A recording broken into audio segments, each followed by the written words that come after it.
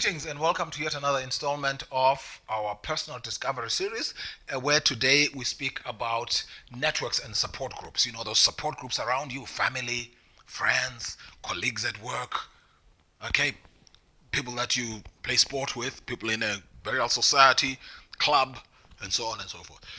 And we're talking mainly about the importance of balance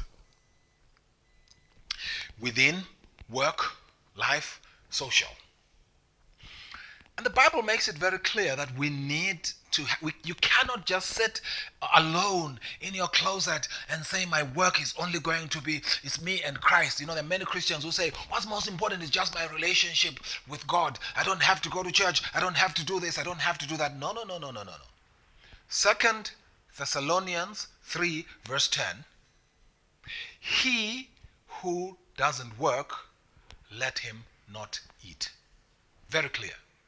First Thessalonians 4:11, and that, in the King James, and that you study to be quiet and to do your own business and to work with your own hands. Genesis tells us in chapter 1 and chapter 2 that the man was put in the garden to work it and to keep it. So we need to actually have work, but we also need to be part of a family. And the Bible makes it very clear. We see this in the book of Acts chapter 2. I'll read from verse 41 in the King James Version, how the church of old grew. And it says, and they that gladly received his word were baptized, and the same day there were added unto them about 3,000 souls. And they continued steadfastly in the apostles' doctrine and fellowship, and in breaking of bread and in prayers.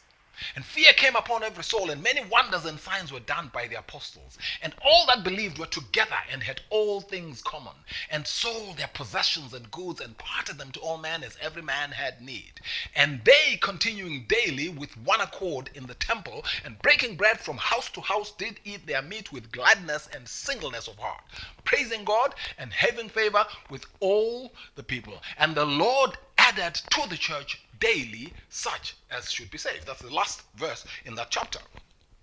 So you see the saints of old, doctrine, teaching, fellowship, going from house to house, breaking bread, selling their own goods to serve others as they needed service. So you see activity, you see people being in community. You don't see people receding into their closets and saying, all that matters is my relationship with God. I don't have to go to church. And as the people did that, you see the Lord adding to the church, selecting specifically, this person must join this church, this person must join, that one not yet, this one must. The Bible says the Lord added to the church daily such as should be served. Would you like to see your church growing on a daily basis based on candidates pre-qualified and pre-selected by God himself? So it is important to understand that the balance is there. You need to have a work life. You need to have a social life. You need to have a family life. And this whole issue of work-life integration is crucial. We need that. And we're not talking about having a job as in being employed necessarily. We are saying that you need activity. You need to look at your environment and ask yourself, how can I put myself to use to serve God by being of use and making a positive difference to his people, by bringing people to Christ? And so it is important for us to understand that. So I'm saying that as we look through and we see the importance of balance, let's ask ourselves, where are we in all this? Because most of us, when we exit the home front, metaphorically, remember we exist as spiritual, mental, emotional, and physical. When we exit, when we have a problem in the home front, we end up not coming back home. We come back physically, but our minds are no longer there. So you only come back home to eat and to sleep, but you're no longer functioning. You have killed the family side of your existence. That's not what the Bible says. And so what happens is, as you interact with the people in the work front and in the social front, they may actually influence you in the wrong direction, and you end up exiting even further.